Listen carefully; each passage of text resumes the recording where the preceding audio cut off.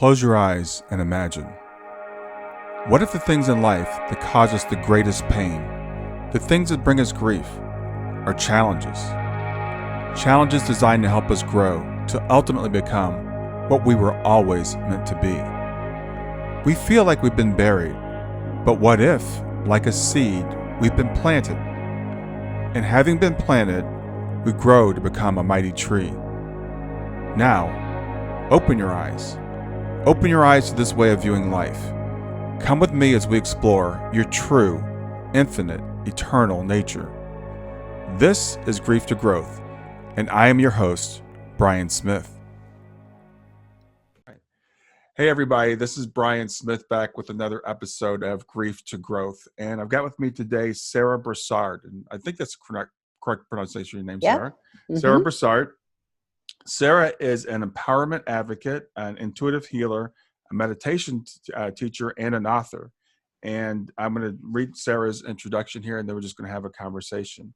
So for the last 20 years, Sarah has been guiding women from a place of struggle in life to one of grace, peace, and ease through her signature process of sacred self-care.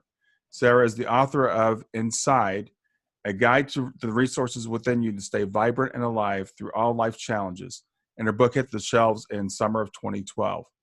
The book details Excuse me, 2018. Sorry. I'm sorry, 2018. I don't know why I said 2012.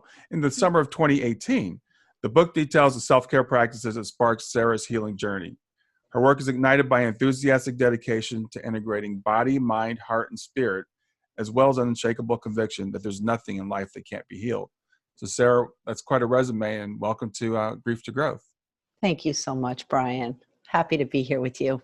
So I want to talk about your book and I want to talk about your work, but first I want to talk about Sarah, find out more about you and what got you to the point in life where you are doing this work. So tell me about Sarah. Well, for my learning, it was the loss of both my parents at a young age. My mom left my home when I was 13, and my father died when I was 16. So what started off, I mean, really the only life I knew was pretty settled, pretty wonderful up until 13 years old. And then everything shifted. And so at that time, I really was that person that was more interested in not letting anybody know the level of trauma that I had experienced, because there was so much shame around what had happened. And, that huge weight that we wear right when we're left, what is that message? I wasn't worth staying for, I'm not good enough. All of these references that are so devastating to us as human beings. So I actively worked towards creating something that no one would ever know, how much I had lost. Of course, we know that's not really ever going to happen because everybody does know, but that's the mask I wore. And became an entrepreneur very, very young. I opened a business at 21, married at 25, had 2 children. Life looked pretty darn good from the outside. Mm-hmm. And then the cracks started to appear in my early 30s when I started to have a lot of physical references, right? So pneumonia set in, shingles, all these sort of really crazy things happened and I was a very young woman at that time, right? But it was the wake-up call that I needed because it sent me on a course of learning that, I wouldn't have otherwise done. Yeah, I was reading your bio this morning, and you were saying that I guess when your mother passed, or your mother left and your father passed, you said you were a spiritual person before that. Is that correct? Well, my dad was an Episcopalian minister, and he really settled into this way of learning through spirituality. Very involved with nature. Just loved the stars and astrology. There was just a lot of that in my young life, and I'm so grateful for that because it really connected the universe, God, to me at a very young age. Mm-hmm. With that said, when it all happened, I didn't walk away from nature, but I sure did walk away from God. It was like, wow. And so it's really been, how do I come back to that beautiful thing that I experienced? I think oftentimes, Brian, and I'm sure you can relate to this, when there is a traumatic event that happens, anything good in that past is sort of shrouded by the trauma, right? Absolutely. So it's sort of like, I couldn't even access those memories, those happy memories that I had as a young person. It was just like, it all sucked, right? It was all terrible. And so getting back to this place of, wow, wait, there was some really beautiful experiences in there. Mm-hmm. And that's been part of the most beautiful part of recovering from that for me, really. Yeah, I find it seems to be a pretty common thing that we're going along. We've got this spirituality that, or whatever it is, whether it's a religion or just a natural spirituality, and then these traumas in life hit us and just knock us completely for a loop. And as you said, then everything's bad. We just go to this dark place, and everything's bad. And so you were able to cope with that for, sounds like, a couple of decades, and then things kind of started slowly falling apart. Yeah, they did. I was overusing substances, to manage. That was a big thing, that there started to be like this dependence. I don't ever really put myself in that place of being an alcoholic, or, I was using marijuana in ways to manage my sadness. But it started to be very secretive, particularly the pot smoking Mm-hmm. and then there were these kids, my two kids. And I remember looking at them, at night while they were sleeping and just thinking, God, I've got to figure this out, because I'm going to pass this stuff right on to them. Yeah. And I think children do that for us. I'm so grateful because I was such a young mom that I had them, that it was really this wake up call, like, whoa, you've got to figure this out, girl, because you're going to go down, and so are they. Yeah. So it was a bigger responsibility, not just to myself, but also to my children. Yeah, I can definitely relate to that. When you go through this trauma, and then you look at your children and you say, okay, I don't want to pass this on to them. So what am I going to do about it? So what did you do then? Well, for me, it became a deep study. So I owned a clothing store. I always find this very interesting because, you can tell I sort of went for putting the outer construct together rather than the inner construct, Mm-hmm. right? So Mm-hmm. I had a successful women's clothing store for 10 years. And when I sold that, when we had the kids, when my youngest went to first grade, I went into a really deep study of the physical body. I became a massage therapist, and I went into this 2-year program, and we did cadaver work, and it was just, all this sort of deep study about the physical body. Wow. And of course it embodied, the emotional, the mental too, and how that all interacts with one another. That led me then on a course of study for meditation and Mm-hmm. yoga and somatic work and, the esoteric work. And then ultimately I became an interfaith minister too. Oh, So wow. Okay. I just kind of followed this thread of, I couldn't get enough. I was so excited to learn. And in that learning, I felt deep healing for my Mm-hmm. life too. Yeah. Wow. So at some point you discovered, I think, Kundalini Yoga. What Yeah. is Kundalini Yoga? So Kundalini Yoga is a very different type of yoga. It is a yoga that really embodies this understanding of the energy centers. I don't know if your audience understands chakras. Is that a familiar term for Yeah, you? that would definitely be familiar. Mm-hmm. Yeah. So it's all about raising energy from the lowest chakras, the lower triangle, if you will, which is sort of foundation and procreation and power, right? Our personal power, and bringing that energy up through the heart center and sort of transforming it. So it also is a highly disciplined practice. So we do yoga to sit in meditation, and through pranayama and work with the glandular system, there's this healing, that happens through a dedicated practice. And I always say that Kundalini Yoga helped me pick up the sword, to really cut through what no longer served me. I truly believe, Brian, that, who doesn't want to get well? Who doesn't want to get well?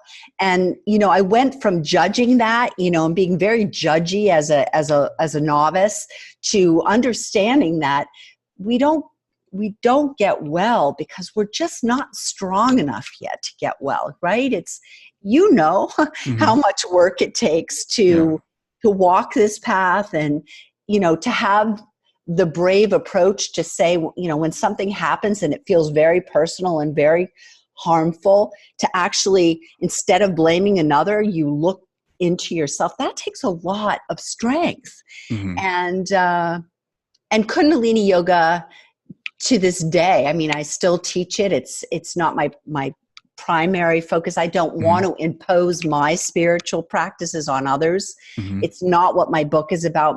It's really just my seat. It's what got me there and what continues to get me there every single day. Okay. So would you call Kundalini Yoga a spiritual practice then? Absolutely, yes. Okay. Absolutely, yeah. So it's kind of connecting the mind and the body and spirit all together, I assume. Is that right?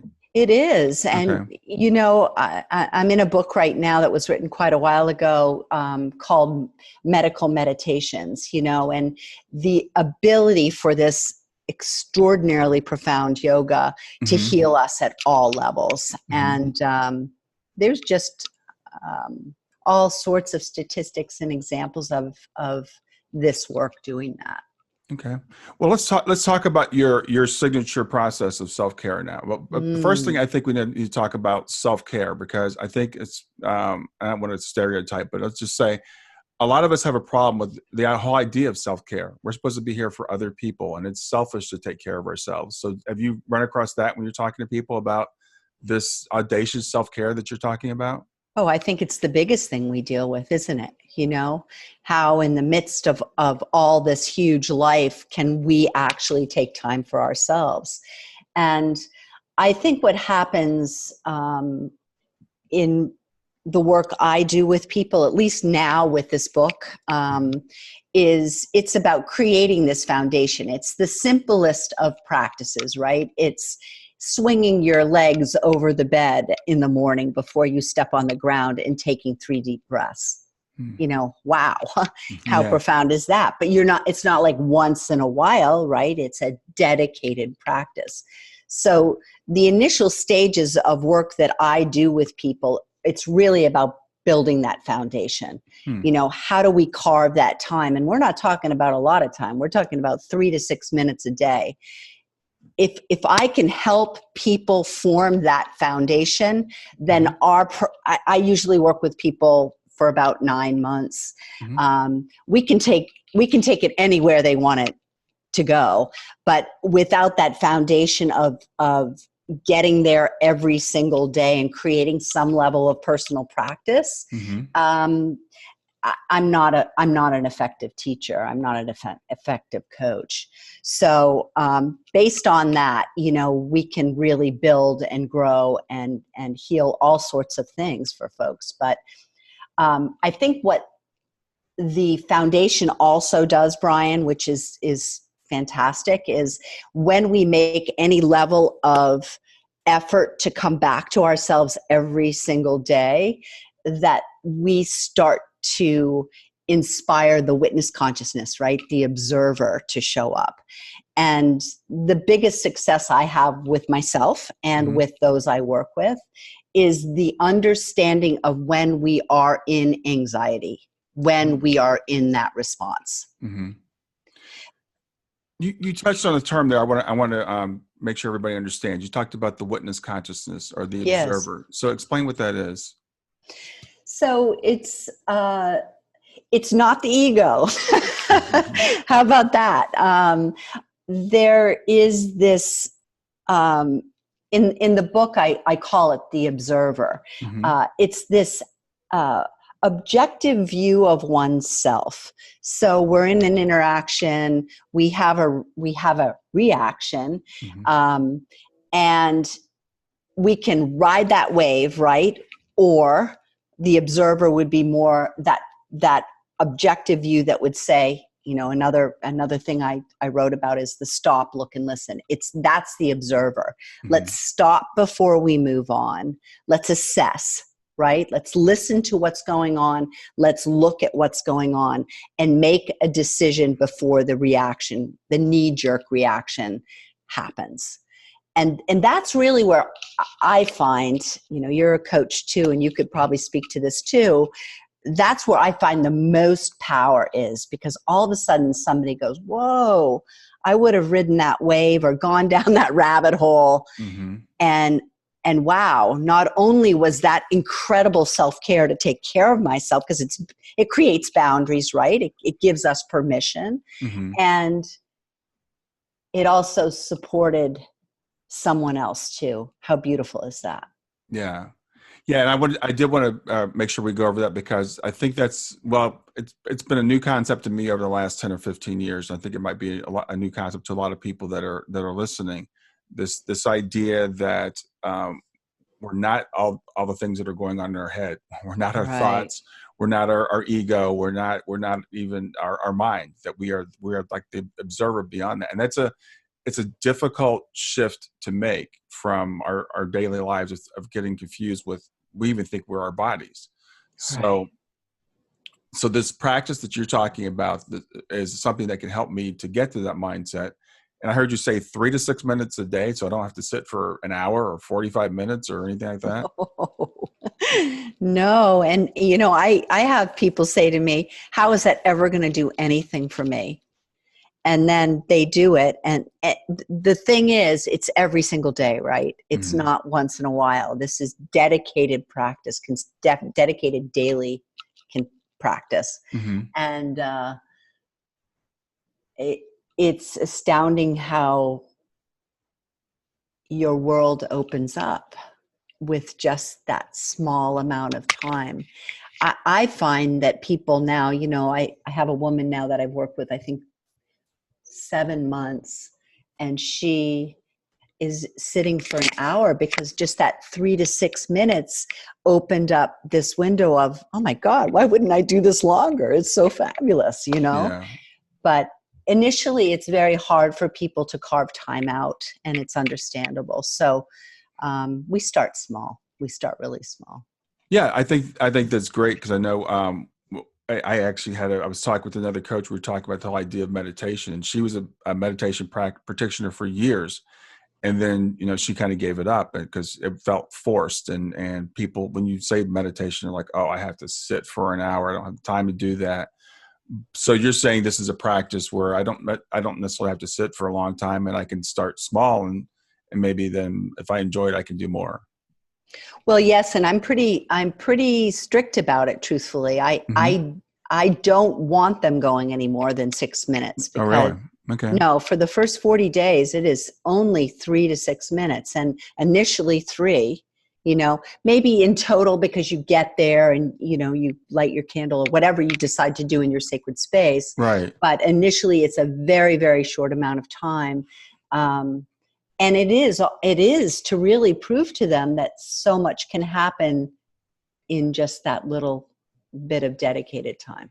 Wow. So is it like 3 minutes once a day? Is that it? Yeah. That's it. Okay. Yeah. It sounds like something that's not too intimidating that people could do.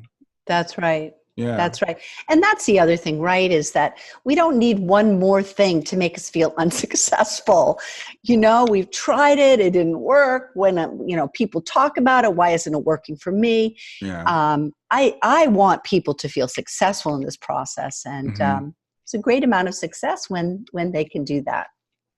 So, so if I get the book tells me about the process. Is that what's in the book, or what's in the book?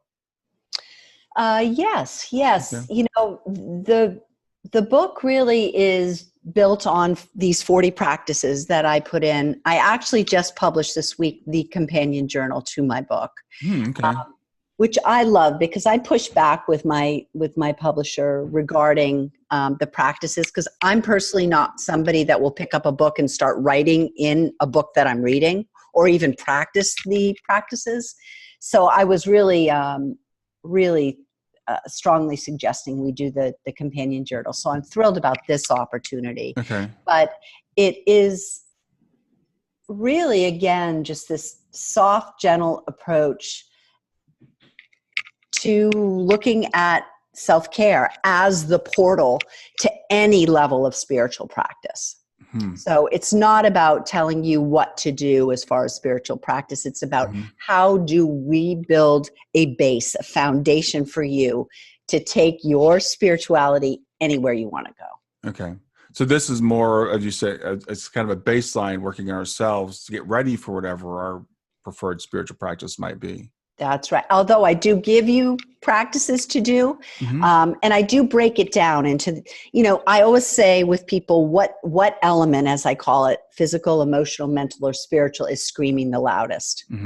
So when I meet with people, it's like, what's screaming the loudest? Because that's where we're going to go first. Right. Okay. Right. And so I break the book down into the 4 elements and kind of walk you through this holistic approach to spiritual self-care. Okay. Now, did I hear you say 40 practices in the book? Yeah. Okay.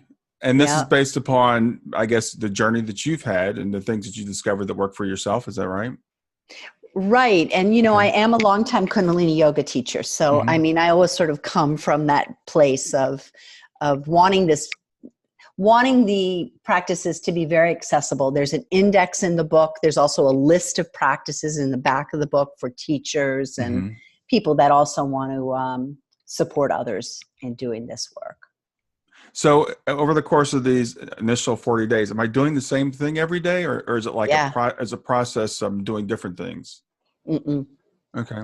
You're doing the same thing. And that's a lot of the work I do in the beginning. It could be breath work. It could be opening the body in a certain way. I'm a big advocate too of the energy medicine. So there's usually a sequence of energy medicine that people can work with throughout the day. I really, again, want to go back to the fact that my biggest motivation right now is to teach people when are you in an anxiety response, and what tool can you bring to the moment right now to take you from a 10 to a 0. Okay, so if I understand correctly, so we're working on developing this observer mindset so that we can understand where we're in the anxiety response, and then you're giving us tools when we're in that response to bring it down. That's right. Oh wow, that sounds fantastic. I know a lot of people I deal with, are talking to, they're dealing with a lot of anxiety, and we don't know how to deal with it. And I was talking with someone just the other day, and of course, all her friends and her doctors like, you just need to go on medication. And, and there's a place for medication. There's a time for medication. So there's nothing wrong with that. But, she's like, I don't want to just cover it up with medication. I don't want to just zombie out. I want to understand what's going on with myself and figure out, how do I deal with this? Yes. Yes. Well, so let's just get back to the self-care thing, right? So what if we sort of restructure, like if you have the tools to take yourself from an activation, a 10 activation, even to a 2 or a 3, right? That's beautiful self-care. I mean, and look at the gift that's offering the world, like, I personally right now happen to have a lot of things going on with an aging parent and, some illness in our family. And it's just, I always feel that the universe gives me these beautiful lessons for a reason, but I find myself in a heightened state, lately quite a bit. And I just pull these tools out, and I can be anywhere. Yesterday I was sitting in a hospital with somebody I love, so I can start applying these tools in all sorts of environments and take myself from here to here. And once you're below a 5 in an activation, you can start making some sensible decisions rather than these, oh my God, what am I going to do? I'm freaking out, right? Yeah, that's a good point. The first thing is you have to bring that anxiety level down so you can get that fear brain turned off, and then you can actually think rationally. Because when that's kicking in, you can't even think rationally. It's so scary. But you touched on a really good point there about self-care. And I was raised as a fundamentalist, Pentecostal, and I remember this acronym they would use for joy: Jesus, others, and you. So first we were supposed to be, responsible to Jesus, then other people, and then we were always last. And that was what, that was taught. And it's great to be unselfish, of course, but if you don't take care of yourself, you can't be there for other people. So as you're going through the situations, as you said, like with an aging parent, which I'm going through with my in-laws, so I can perfectly understand what you're saying. And my wife's going through it more importantly with her, because it's her mother. It's a lot. And people of our generation, or they call it the sandwich generation. So we've got, the mother-in-law on the one hand, and then I've got a daughter who's still in grad school that I'm still, somewhat responsible for. And if we just spin ourselves out taking care of other people, then we've got nothing left for ourselves, and then we're not going to be there for the other people. That's so true. It's so true. And I think too that I heard a term the other day and I really loved it, and it was this lifestyle medicine, that learning these tools, to take care of ourselves and really shift the way that we do life, right? This is the ultimate self-care, because it's actually my father-in-law too who's aging. So I respond to what you just said about your mother-in-law. But very, very successful guy, never cultivated any tools, never. So now, no matter what, right, Brian, we're all going to experience some level of extraordinary vulnerability at some time in our life. Because we're aging, we're human. Yeah. So the time to learn these tools is not in crisis. Yeah. So that lifestyle medicine thing, like if I can start to learn about a lifestyle that's really supportive, and I can pull these tools out from various places and really apply them to these situations when now I understand I'm in an activated state, my God, it's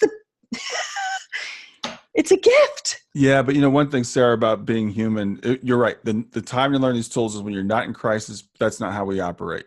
As humans, we and it's interesting because I interview people who are functioning at a very high level, who have learned these things, but it almost always comes from a place of extreme trauma. Not that they did anything wrong, but there's something about the human nature. As long as something is quote unquote working, we keep doing it until it's causing us so much pain that we're forced to do something else. Right. I totally agree with that. I reference taking these lessons, right, that we learn through these times of crisis, and really not taking advantage of it. Like really, really make it worth everything it can be. Like if you're there, listen, do something about it, because many people, we know, right? They'll pick another option. They'll drink it away. They'll drug it away. They'll do something to get it away. And sadly, then in these stages of our life where we might not be as susceptible to learning, like as we age,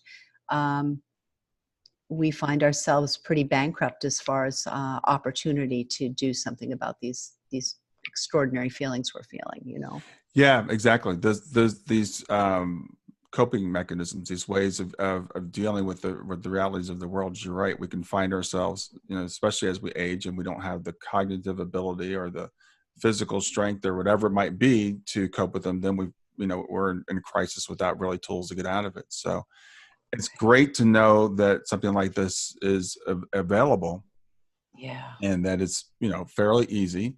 It doesn't require any particular, faith or religion. I know, again, coming from my background, a lot of people will hear the word yoga and say, can't do that because that's a bad thing. Even when I started meditating, I had people that were concerned that I was meditating because they thought, that was a bad thing. Now, if I used the word contemplative prayer, then it was okay. Yeah. You can pray for half an hour or 15 minutes or 15 minutes, but you meditation, no, you should not do that. But isn't it the same, right? Yeah. I mean, it's all the same, and it's just words. It's just a means of getting inside. I think it's beautiful. It's Well, again, this whole idea even of turning inside, I think that for people in our culture might be a foreign idea, right? We're so externally focused, and to say let's turn inside, let's look at our mind, let's figure out how. I'm reading a book right now called Mind Hacking. Let's examine our mind. Let's think about how it works and what it is and who we are. I think that's becoming more prevalent in our society, but it's not mainstream yet. no, it isn't. It isn't. And I think the very scary thing about having our focus be on outer circumstances is that, of course, we know, right, that everything's changing always. And so there's really no security. And especially somebody from my background where there was this tremendous amount of loss, that was my biggest fear. I'm either going to be left for another woman or my husband's going to die. And so it really, I started to understand that I had to start developing this relationship with something that was never going to change, that was never going to leave me. And that's my spirit. That's my soul. That's God. That's the universe. And so I did it from that place, that said, gosh, I do need to hold on to something, but everything outside is so undependable. Yeah. Well, I think that's a really excellent point. And, I was kind of raised to to control my circumstances, right? You're a man, go out and control your circumstances. So we try to do that. And then we realize you're only human. There are only so many, you literally can't control anything outside of yourself. That's right. So all we can control is how we respond to things. That's a difficult lesson to learn. As you said, that one thing that does remain the same is ourselves, and getting to know ourselves, and getting to to be happy or to be content, I guess, in all circumstances. And so we have this illusion of control, though, and we kind of have to, right? We have to have this assumption that when we leave the house in the morning, we're going to come back. When our spouse leaves to go to work, that they're not going to get killed, that our kids are going to be okay when they go to school. You have to have that to function. But then when these traumas come along that just knock you off the course and totally knock those assumptions aside, then we have to figure out, where do I go from here?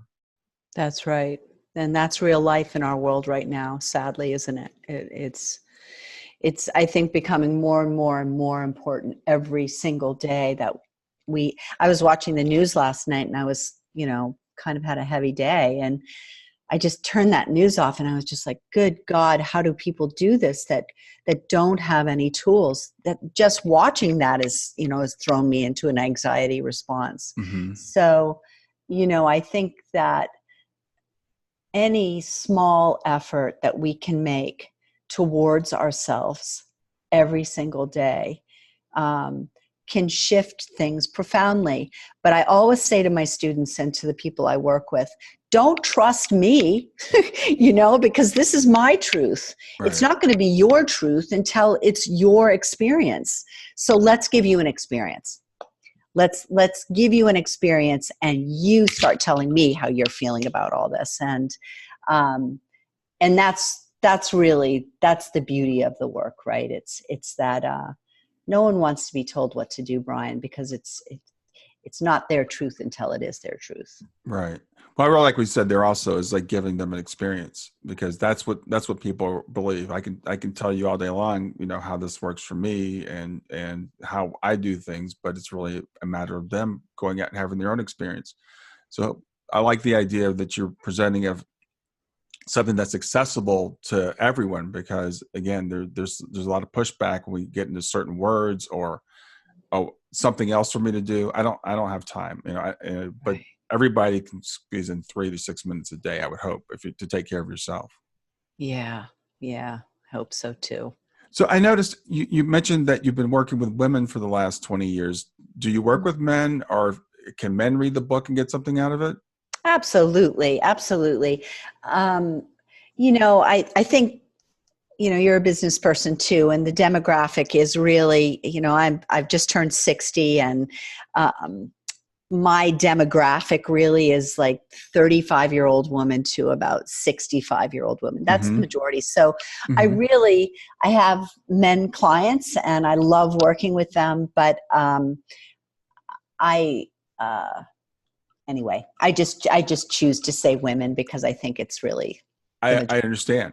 Most of my clients are women, and my wife's not really happy about that. But and people ask me, I run in the after death community. I go to the conferences and stuff like that, and it's 85% women. But even Yeah. the church that we were going to Unity Church. It was mostly women, and people have asked me like, "Where are the guys?" And I don't know. I don't know what's going on with the guys. But so I understand why you say what you say. I just wanted to, if there's a man that's listening to this, I don't want him to think, oh well, I can't, go to Sarah because she only works with women, or this book's only for women. Um, Gender, I don't think matters, but I just want to put that question out there. Thank you. Thank you. I appreciate that. Yeah. So, if I get the book, I mean, I know you're a coach and you're a teacher and everything, but can I work with the book on my own, or do I have to be a client? Yes, you absolutely can. And even further so now because of the journal. Mm-hmm. That's really going to guide you in a different way than the book can even guide you. And I also on my website have resources, and I'm just about to launch programs that I'm doing on Instagram that would allow people to follow along challenges and whatnot. So the answer is absolutely. You can surely do this work on your own. I hope you can, Yeah. because I really can't do all this work with everybody. And I'm just so grateful there's people like you out there too, Brian, that offer these services, because you get busy, and I don't know how much longer, truthfully, I'll be able to do the personal work, one-on-one work that I do with clients. Yeah. Well, it's interesting. Because as far as the clients that come to me, you talked earlier about we're in a weakened state, and what I find is a lot of them think that they're weak people, and I'm like, you are not a weak. Every single client that's come to me has been an extremely strong person, and they've been through things that like would knock anybody down. But what happens is you get to a point where you're tired, and you don't have the right tools to cope with it, and you keep running into the same things over and over again, and they feel stuck. They just they feel like I don't even know where to turn. I was talking to this woman the other day, and she just started listing these things that had happened to her, and I said, first thing I always tell my clients is, you're a lot stronger than you realize. I mean, the fact that you're on the phone talking to me That's after right. all the things that you've been through, and you're still functioning. So, first of all, give yourself some credit. And what we're going to do is we're going to work on those areas. Like you said, what are the areas that are like out of balance that we need to focus on? And we'll work on those. And then we give them tools, so as life coaches, we don't solve your problems. You don't come to us and we say, yes, you should quit your job, or, this or that. But it's like, let's just help them to realize how much strength they have inside themselves. Absolutely. Absolutely. And that first step is the most important step, isn't it? And really the ultimate act of self-care. Exactly. It's Yeah. beautiful. It's Yeah, beautiful. exactly. So, Sarah, what else would you like to say about your book, about your work?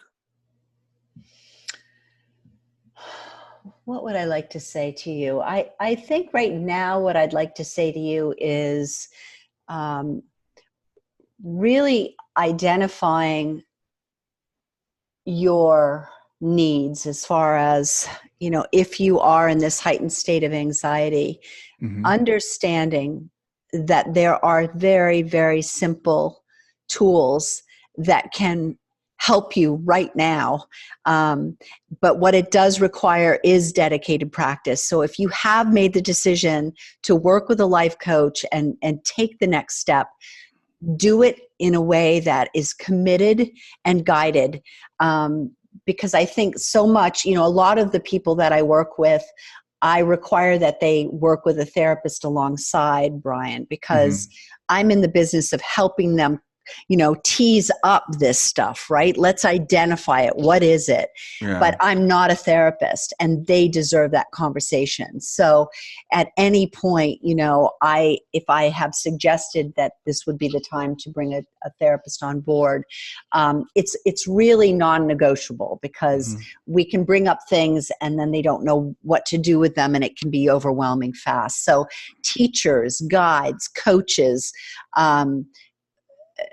get somebody on your team. It's really important. Yeah. If you're serious about this and you want to take it to the next step, be in a process-oriented